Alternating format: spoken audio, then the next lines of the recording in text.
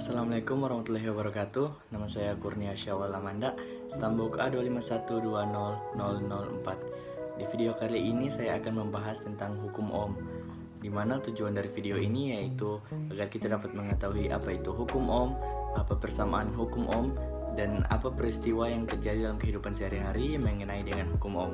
Baik, yang pertama adalah pengertian hukum Ohm.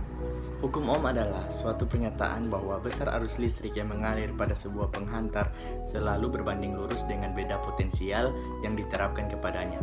Sebuah benda penghantar dikatakan mematuhi hukum Ohm apabila nilai resistansinya tidak bergantung terhadap besar dan polaritas beda potensial yang dikenakan kepadanya.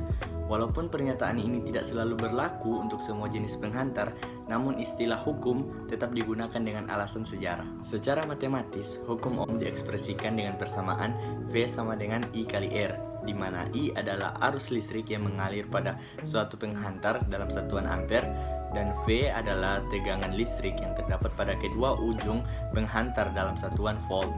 R adalah nilai hambatan listrik atau resistansi yang terdapat pada suatu penghantar dalam satuan ohm.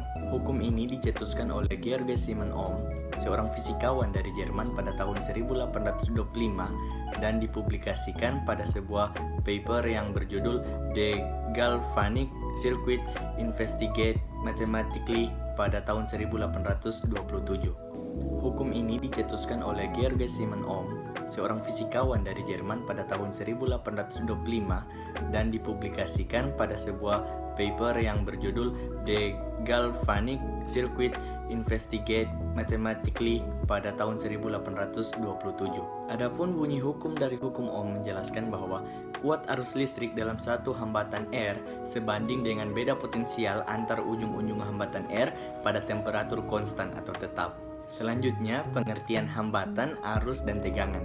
Hambatan adalah perbandingan antara tegangan listrik dari suatu komponen elektronik, misalnya resistor, dengan arus listrik yang melewatinya. Selanjutnya, arus. Arus listrik adalah banyaknya muatan listrik yang mengalir tiap satuan waktu. Muatan listrik bisa mengalir melalui penghantar listrik seperti kabel dan lain sebagainya. Arus listrik dirumuskan I sama dengan Q per T. Satuan standar internasional untuk arus listrik adalah ampere atau disimbolkan dengan A besar. Dan yang terakhir adalah tegangan. Tegangan listrik atau kadang disebut juga sebagai voltase adalah perbedaan potensi listrik antara dua titik dalam rangkaian listrik dinyatakan dalam satuan volt.